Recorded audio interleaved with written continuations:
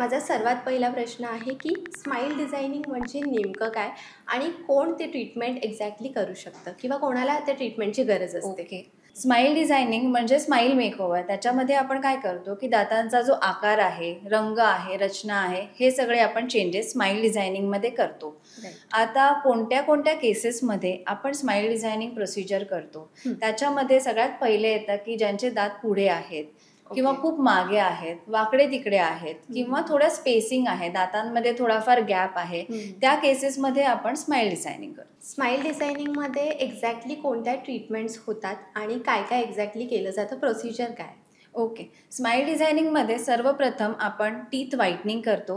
त्याच्यानंतर सेकंड आहे veneers. Veneers म्हणजे एकदम स्लाईट लेअर असतो, कॉन्टॅक्ट लेन्स एवढा, तो आपल्या दातांवर आपण स्टिक करतो, बेसिकली बॉन्ड करतो.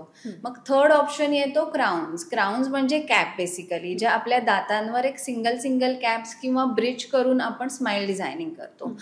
थर्ड ऑप्शन आहे स्माईल डिझायनिंगमध्ये गम्स.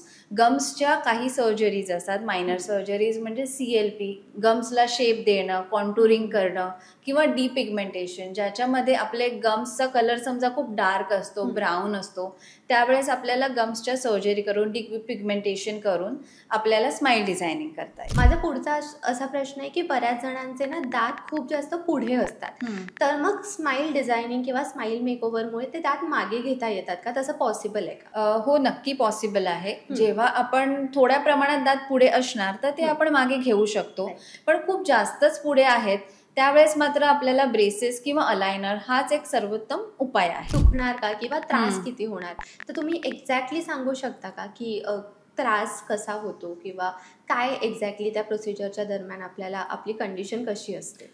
स्माईल डिझायनिंग या प्रोसेसमध्ये त्रास होत नाही, थोडाफार डिस्कम्फर्ट असतो. कोणताही तुम्ही डेंटल ट्रीटमेंट करायला जाल, तुम्हाला थोडासा डिस्कम्फर्ट वाटणार, सो तो थोडाफार डिस्कम्फर्ट तुम्हाला राहणारच आहे.